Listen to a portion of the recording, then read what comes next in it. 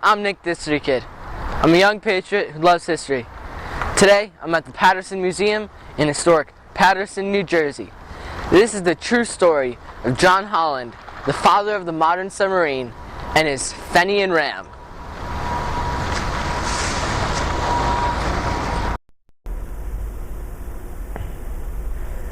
The Fenian Ram behind me is the first practical submarine built in 1881.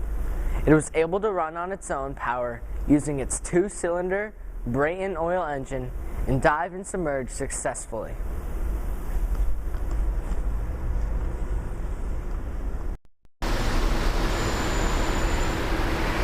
Holland actually got the sub to run about 9 knots surfaced.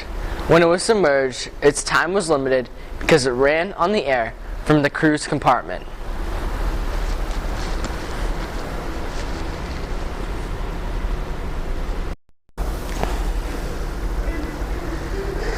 Once submerged, the hull was pressurized to the same level as the surrounding water.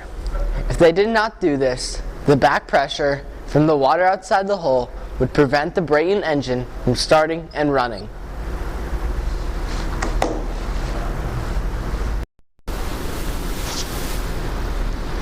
The Fenian Ram weapon was a pneumatic gun which would shoot a projectile out of this 11-foot long muzzle in the bow.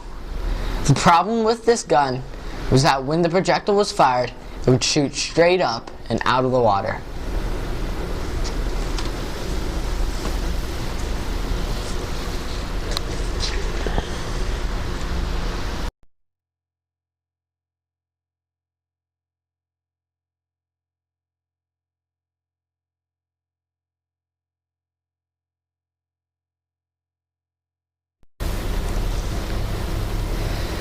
This is the commander's seat of the Fenian Ram that was mounted beneath the hatch over the propeller shaft differential.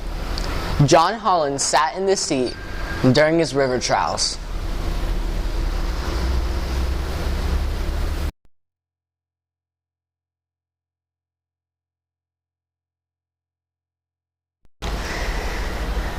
The Fenian Ram was designed by John Holland and launched in the Hudson River in 1881.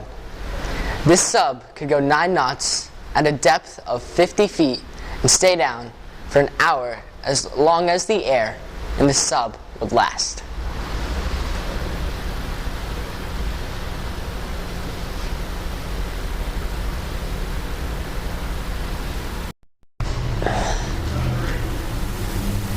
This is the rudder of the Fenian Ram.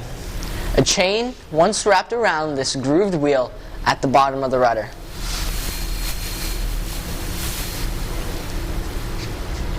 Train wrapped around and was controlled from the inside of the sub.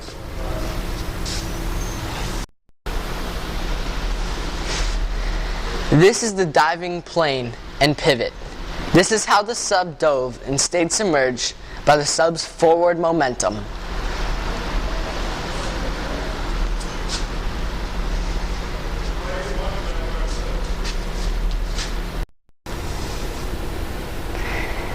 Three men made up the sub crew: the operator, the engineer, and the gunner. Now let's enter the Fenian Ram and go back in time to 1881.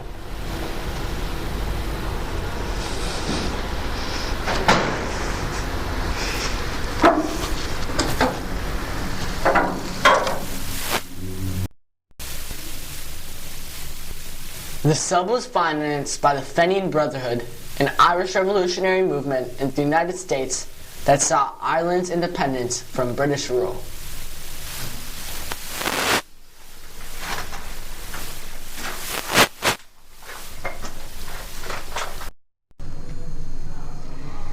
This is the loading hatch for the compressed air gun. The crewman would load the projectile into the tube, then the hatch would be closed and the chamber flooded. He would then release 400 psi of compressed air to fire the projectile. This is the loading tube.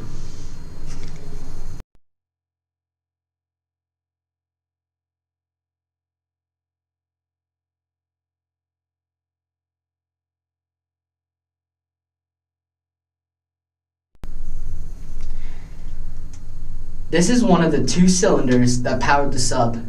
This brig and oil engine was copied for many years.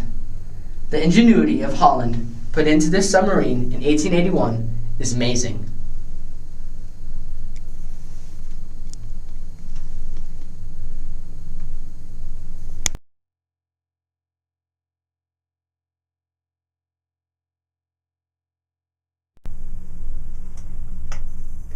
This is the pressure relief valve for the compressed air. This port is the large hole on the left side of the hull.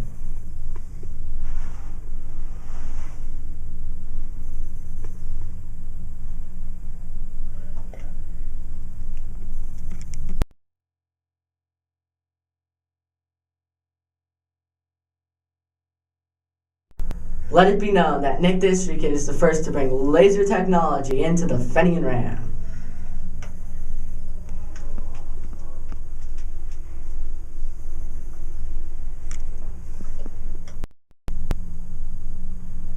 This is the propeller shaft, differential, and flywheel. Mr. Holland's commander's chair was mounted here over the differential. Again, what technology for 1881, only 16 years after the Civil War.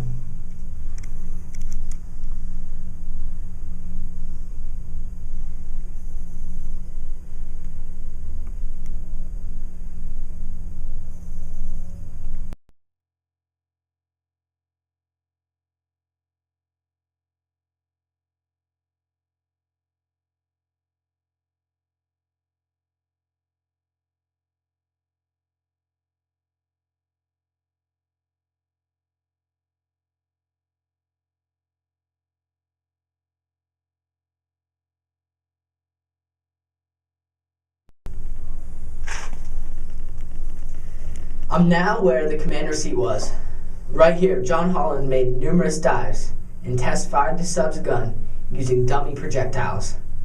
I wonder if he had an escape plan if the sub couldn't surface.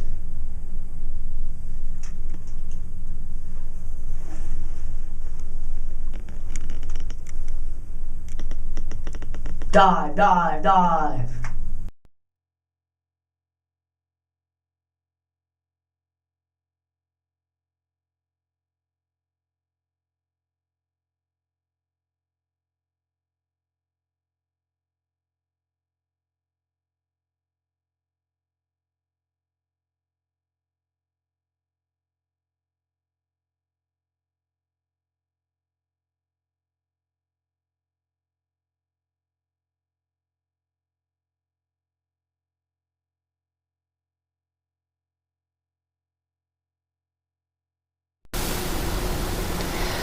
An even earlier submarine that is older than the Fenian Ram is the Intelligent Whale in Seagirt, New Jersey, at the National Guard Militia Museum.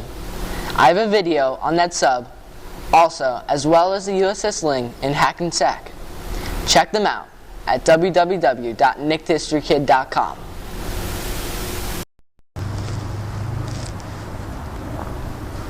John Holland was a visionary who worked on improving submarines 57 of his 74 years. If he could see the modern nuclear subs of today, what would he think? His projectiles went up and out of the water by accident. Today's submarine projectiles go up and ballistic on purpose.